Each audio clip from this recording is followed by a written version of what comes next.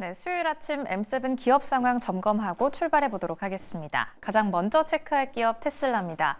테슬라는 2%대 낙폭 보여주고 있습니다. 앞서 언급이 됐던 것처럼 유럽에서의 판매량 2월 기준으로는 46% 급감하는 모습 보여주면서 그때도 악재로 반응을 했었는데 이번에는 중국에서의 2월 전기차 판매량이 49%, 정말 50% 가까이 급감했습니다. 2022년 8월 이후 가장 적은 판매량이라고 하는데요. 1, 2월 판매량을 합산했을 때 전년 대비 28%가 넘는 감소를 보여주기도 했습니다. 가격 전쟁에서 밀렸다라는 게 주요 원인으로 분석되고 있는데요. 그만큼 중국 시장 내 다시 한번 신흥으로 부양하고 있는 비아디의 판매량 점검해 본다면 전기차와 하이브리드를 합쳐서 61만 대가 넘는 판매량을 기록했습니다. 중국 안에서만 90% 넘는 판매량 상승을 이뤄냈다는 점, 테슬라와 비아디 함께 동일 선상에 놓고 고민해 보셔야겠습니다. 두 번째 기업 넘어가 보시죠. 두 번째 기업은 엔비디아입니다. 3%대 상승하는 모습 보여주고 있네요. 테슬라와 엔비디아 계속해서 주춤하는 모습 보여주고 있지만 테슬라는 반등에 약간 실패하면서 주춤하는 모습 이어가는 반면 엔비디아는 다시 한번 반등 시도하고 있습니다.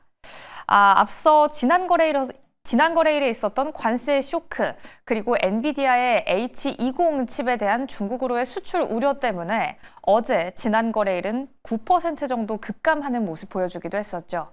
하지만 오늘은 3%대 올라가면서 고개를 드는 모습입니다. 앞으로 쭉 이 반등 흐름 탄력 이어갈 수 있을지 저희와 함께 팔로우업 해보시죠. 다음 기업 넘어가 보겠습니다. 다음 기업은 알파벳입니다. 알파벳 역시 3%대 상승폭 보여주고 있네요. 알파벳에 대해서는 뚜렷한 호재와 악재라고 구분해서 소식을 체크하기보다 계속해서 투자를 늘리고 비용을 절감하는 방안을 선택하기로 했다라는 부분 짚고 가겠습니다. 핵심 성장 동력에 대한 투자 확대, 그리고 비용 효율화에 대한 혁신을 꾀하겠다라는 직접적인 언급을 내놨는데요. 그럼 이 핵심 투자에 대한 부분은 어디를 말할까요? 바로 AI와 클라우드, 그리고 유튜브까지를 포함한 부분입니다. 과연 비용 효율화, 가격을 줄이면서 앞으로 캐파를 늘려가는 데 보탬이 될 수 있을지 앞으로의 흐름도 계속해서 지켜보시죠. 다음 기업 넘어가 보겠습니다. 다음 기업은 애플입니다. 0.37% 상승하는 모습 강보합권 보여주고 있네요. 애플에 관해서는 클라우드 관련 이슈 한 가지 체크해보고 가겠습니다. 애플과 영국 정부가 클라우드 보안에 대해서 충돌이 일어났다라는 소식 간밤 전해졌습니다. 영국 정부가 애플에게 보안 프로그램을 약간 약하게 만들어라라고 요구한 건데요. 쉽게 말해서 언제든 열람할 수 있는 백도어 시스템을 만들라고 한 겁니다. 그 이유가 무엇일까요? 범죄 수사 등을 위해서 데이터를 더 효율적으로 열람할 수 있게 하라라고 요구한 거지만 애플은 그렇게 되면 시스템 생태계 안에서 전체적인 보안이 약화된다고 반발하고 있습니다. 이 둘 간의 갈등 계속해서 지켜보셔야겠습니다. 다음 기업 넘어가 보시죠. 다음 기업은 마이크로소프트입니다. 0.88% 상승하면서 역시나 강보합권 유지하고 있네요. 이번에는 클라우드 관련해서 앞서서는 보안 이슈였다면 마이크로소프트 관련해서는 시장 조사에 대한 이슈 한번 체크하고 가겠습니다. 마이크로소프트와 영국의 경쟁업체 CMA가 함께 부딪히고 있는 상황인데요. 정부기관인 CMA가 15개월 동안 조사를 해보니 영국 시장 내에서 특히 클라우드 부문 안에서 미국의 빅테크 기업 몇 개가 선점을 하고 있다라는 보고가 나왔습니다. 바로 아마존과 구글, 마이크로소프트가 이 안에 언급이 됐는데요. 그래서 마이크로소프트와 아마존을 특별 관리 대상으로 지칭하고 앞으로 면밀하게 조사를 하겠다라고 밝혔습니다. 하지만 마이크로소프트는 이런 조사가 잘못됐다라고 전면적으로 반박하면서 현재 클라우드 안에서는 누구나 이용할 수 있는 오픈소스 소프트웨어가 더 사랑받고 있다고 주장하고 있습니다. 과연 이 이슈는 얼마나 길어질지 계속해서 지켜보시죠. 다음 기업 넘어가 보겠습니다. 여섯 번째 기업은 아마존입니다. 역시나 강보합권 보여주고 있네요. 아마존과 관련해서도 클라우드 소식 한 가지 짚고 갑니다. 오늘은 세 기업이 클라우드 이슈 관련해서 짚어볼 부분이 많네요.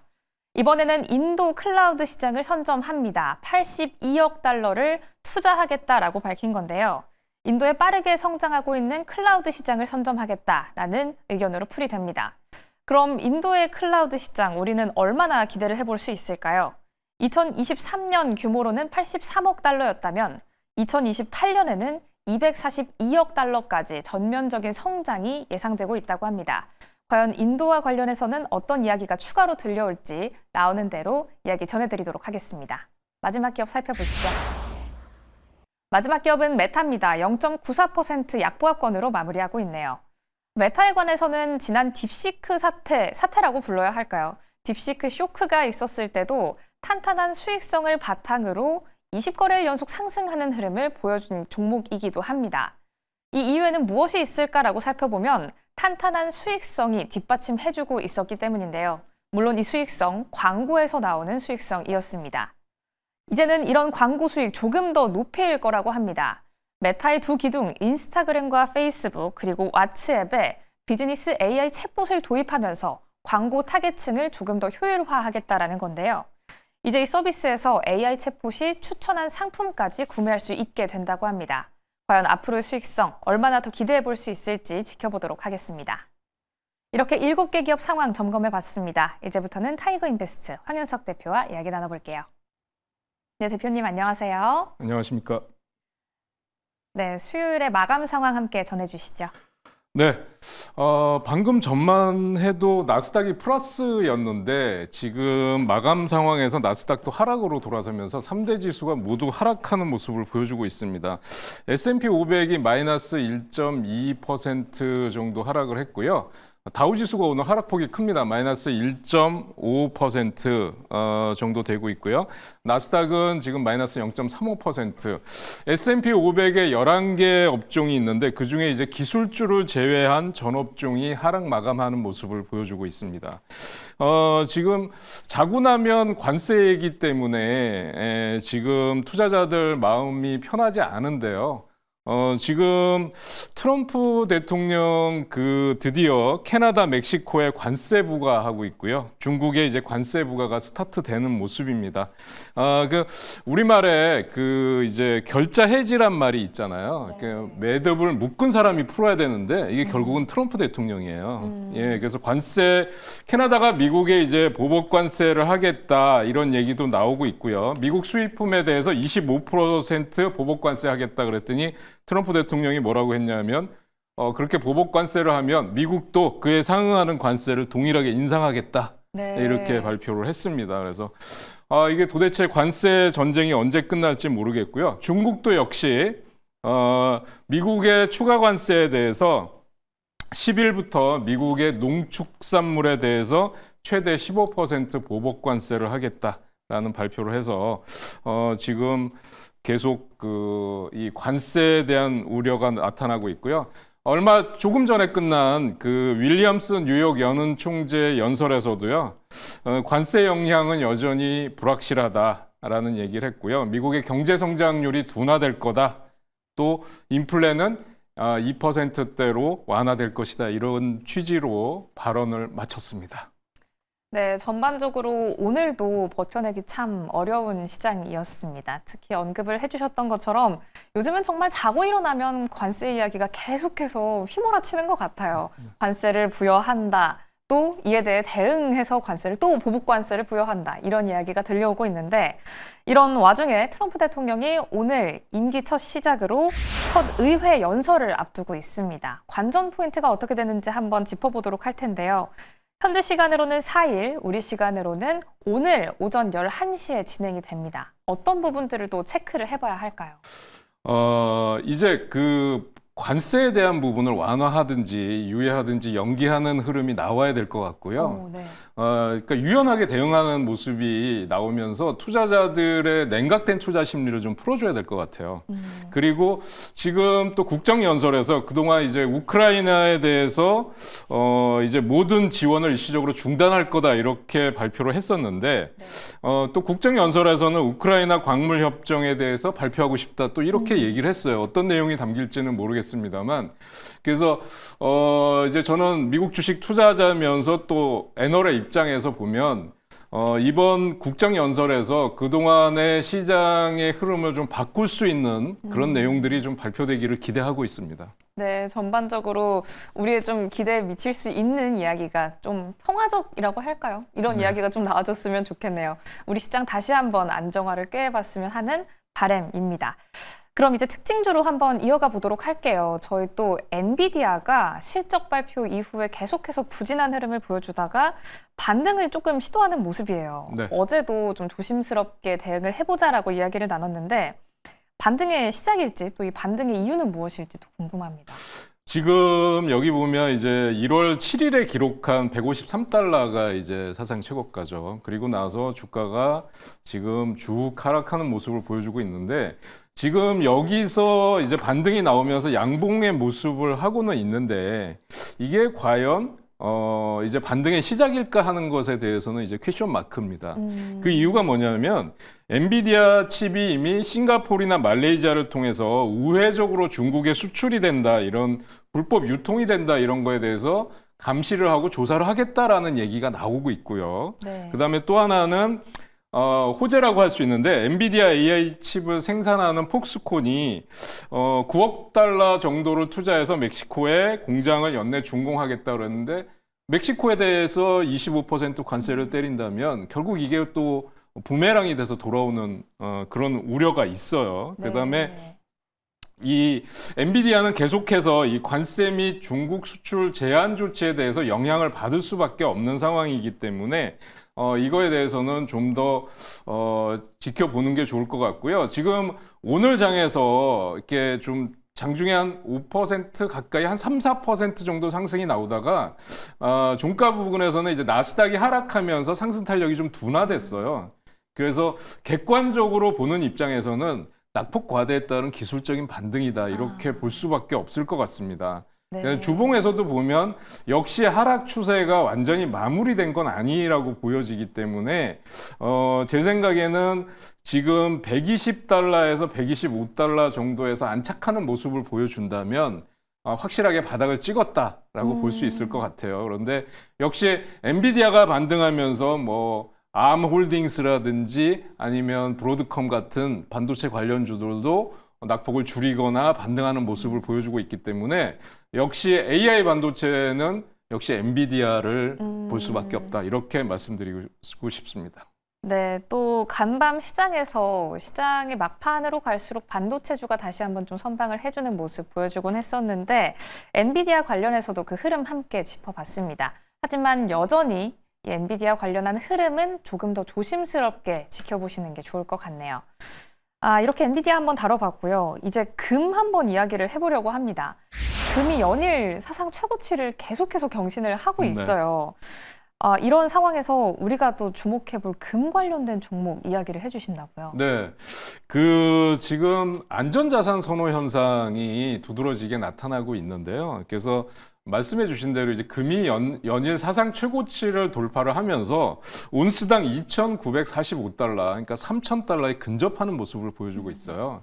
근데 그 중에서 이제 미국 증시에 상장된 금 관련주는 많이 있습니다. 대부분이 이제 금광과 연관이 된 채굴 관련주들이 대부분인데 뉴몬트라는 종목을 한번 보시도록 하겠는데요. 지금 화면에 이제 금 시세가 나오고 있는 것 같아요. 금 시세가 나오고 있는데 뉴몬트라는 종목을 한번 보시면 뉴몬트는 지금 보면 역시 그 세계 금 생산량 1위의 채굴 기업입니다. 그래서 2019년도에 캐나다 광산 기업인 골드코프를 인수해가지고 이제 생산량 1위가 됐는데 지금 뉴몬트와 베릭골드라는 기업이 이제 금광 관련주 중에 최선호주라고 할 수 있는데 뉴몬트라는 종목을 한번 보시면 지금 완만한 이제 그 쭉 하락이 나오다가 완만한 상승이 나오다가 한번 꺾어졌는데요. 그 이유는 뭐냐면 이제 그 안전자산 선호 현상이 나오거나 기술주들의 하락이 이어지거나 빅테크가 조정을 받을 때는 이쪽으로 쏠림 현상이 나타나지만 반대로 이제 또 기술주들이 강하거나 빅테크들이 강하면 사실 또 안전자산에 대한 수요가 줄어들 수밖에 없거든요. 그래서 네. 그런 흐름인데 여기서 보면 확실하게 다시 반등하고 있다라는 걸 보실 수가 있고요. 주봉상으로 본다고 하면 역시 쭉 하락했다가 다시 반등이 나오는 시점에서 약간 꺾어졌다가 다시 반등이 나올 걸로 보고 있고요. 그래서 이 뉴몬트라는 기업에 대해서는 저는 뭐 길게 보고 장기 투자하실 분들은 지금 조금씩 사도 괜찮겠다. 그러나 단기적인 측면에서는 조금 천천히 오를 가능성이 있기 때문에 장기 투자하실 분들은 관심을 가져도 괜찮을 것 같습니다. 네, 뉴몬트 금과 관련된 종목입니다. 단기적으로 접근해보기보다는 천천히 오래 꾸준히 들고 갈 종목으로 함께 공략해 보시는 것도 좋을 것 같네요. 이렇게 연일 계속돼서 최고치를 갈아치우고 있는 금 관련해서도 살펴봤는데요. 앞서 엔비디아를 언급할 때 반도체주의 반등 움직임도 살펴봤는데 원전주도 이어서 살펴봐야 할 것 같습니다. 원전주도 함께 반등을 시도하고 있습니다. 여기에는 또 실적이 뒷받침돼주고 있다라고 해요. 오늘 두 종목을 살펴볼 텐데 뉴스케일 파워부터 한번 분석을 해주실까요? 네, 지금 그동안 원전주들의 하락폭이 상당히 컸어요. 그런데 그 이유가 뭐냐면 역시 반도체, AI 반도체 관련주들이 하락하면 이 전력이라든지 전력을 공급한다든지 하는 원전주들은 하락을 할 수밖에 없어요. 근데 지금 뉴스케일 파워는 단기적으로 정말 낙폭이 컸던 종목입니다. 그런데 지금 4분기 실적 발표를 했는데 매출이 643% 급증한 걸로 나타났고요. 그다음에 영업 손실의 폭이 축소됐어요. 그러니까 이 원전주들은 지금 성장주기 때문에 대부분 실적이 그다지 좋지 않습니다. 네. 앞으로 투자를 많이 해서 거기서 실적을 기대를 해야 될 것 같고요. 그래서 특히 뉴스케일 파워는 빌 게이츠가 투자한 소형 원자로의 어떤 원조적인 성격을 가진 기업이고요.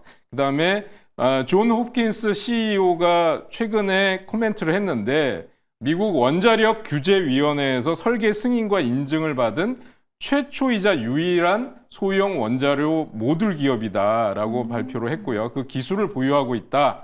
또 이미 12개의 모듈에 대해서 장기 선행 자체 생산에 나오고 있다 이렇게 얘기를 했고요.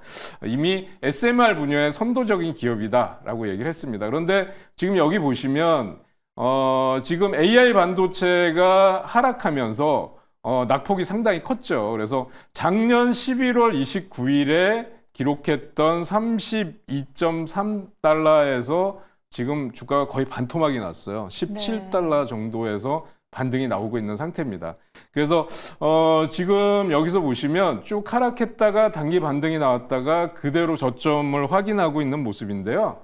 그래서 지금 상황에서는 추가적인 상승이 가능해 보인다. 다만 이제 AI 반도체의 성장 가능성, 그다음에 실적 여부, 동방강세를 보일 가능성이 높기 때문에 흐름하고 비교해 보시면 될 것 같고요. 제가 보기에는 지금 매수를 한다 그러면 목표가는 25달러 내외가 될 것 같다. 이렇게 말씀을 드릴 수 있을 것 같고요. 네. 그다음에 같은 이제 원전주 중에 오클로라는 종목도 한번 보도록 하겠습니다. 네. 오클로 하면은 원전 관련해서 소재 개발한다라고 들었던 기업인데 맞나요? 네, 맞습니다. 원자력 발전 기업들이 최근에 하락했던 이유는 AI 데이터 센터에 투자를 축소하겠다라는 우려 때문에 하락을 했었고요. 네. 역시 오클로도 하락을 피해가지는 못했었죠. 그래서 웨드부시는 이제 그 목표 주가를 45달러로 상향을 했고요. 이제 이게 트럼프 정부 내에서 AI 데이터 센터의 건립에 대해서 앞으로 수혜를 받을 가능성이 높다 이런 얘기가 나오고 있습니다. 그래서 단기 낙폭 과대였던 종목이고요. 지금 59달러 기록했던 2월 7일 대비해서는 지금 31달러 정도에서 반등이 나오고 있습니다. 그래서 AI 컴퓨팅 전력 수요가 10배 증가할 거다. 이 수혜주들이 될 거다라는 분석 때문에 반등이 나올 걸로 보여지고요. 지금 구간은 저는 저점 매수로 대응하셔도 크게 무리가 없을 것 같다. 이렇게 말씀을 드리고 싶습니다. 네, 두 종목 모두 현 시점에 공략해봐도 좋을 종목으로 함께 소개를 해주셨습니다. 뉴스케일 파워와 오클로 함께 다뤄봤는데요. AI 반도체주 흐름까지 확인하시고 대응해보시는 게 유효한 전략일 것 같네요. 그럼 마지막 주제로 한번 넘어가서 중국 관련주 한번 살펴볼게요. 중국 양회 개막을 했습니다. 사실 첫날부터 이 관세에 대한 원투펀치가 날아다니면서 조금 시끌시끌했는데 관련주 한번 짚어주세요. 네, 말씀해 주신 대로 이제 중국 양해가 3월 4일부터 11일까지 계속이 되고요. 특히 그 중에서 전인대가 이제 하는데 거기서 중국이 올해 GDP 성장률 목표치를 5%로 하고요. 대규모 경기 부양책을 발표할 가능성이 높다 이렇게 보고 있어요. 그래서 역시 보면은 이 알리바바 홀딩스, 알리바바 그룹 홀딩스가 이제 미국의 ADR 형태로 상장이 돼 있는데 생성형 AI 오픈 소스를 공개를 했고요. 중국 최대 전자상거래 거래 업체로서 이제 알리익스프레스라는 또 자회사 쇼핑몰을 갖고 있고요. 그래서 최근에 애플을 통해서 이제 알리바바 AI를 통해서 애플이 중국에 진출하는 모습을 보여주고 있습니다. 알리바바 차트를 보시면 최근에 45도 각도로 가파르게 올라가다가 잠시 주춤하는 모습을 보여주고 있고요. 145달러 정도에서 이제 고점을 찍고 나서 지금 125달러 정도에서 저점을 확인하고 이제 130달러 정도를 가고 있는데 저는 뭐 지금 구간에서는 주봉상으로 한번 확인을 해보시더라도 120에서 130달러 구간에서는 네. 저는 좀 모아 가셔도 특히 중국이 대규모 경기 부양책을 발표한다고 하면 수혜가 예상이 되는 기업이기 때문에 저는 지금 구간에서 직전 고점인 145달러 정도 돌파할 가능성이 높다 이렇게 보고 있습니다. 그리고 또 이제 판두어두어라는 기업을 한번 말씀드리겠는데요. 네. 잘 아시는 최근에 테무라는 저가 쇼핑몰이 지금 자회사인데요. 네. 판두어두어를 한번 보시면 최근에 상승하다가 꺾어지다가 이제 저점을 확인하는 모습을 보여주고 있는데요. 판두어두어도 역시 알리바바와 동일하게 이제 중국의 경기 부양책에 수혜주로 부각이 되고 있기 때문에 113달러 정도에서 매수한다 그러면 직전 고점인 130달러 돌파 정도 한번 가능해 볼 수 있겠다. 이렇게 말씀드릴 수 있을 것 같습니다. 네, 알리바바와 함께 판도더 확인을 해봤습니다. 뭐 우리 일상생활에서는 알리깡, 테무깡 이런 이야기로 유명한 종목들인데 함께 확인해 보시면 좋을 것 같네요. 오늘도 이슈와 함께 연결된 종목까지 꼼꼼하게 체크를 해봤습니다. 지금까지 타이거인베스트 황윤석 대표와 함께했습니다. 고맙습니다.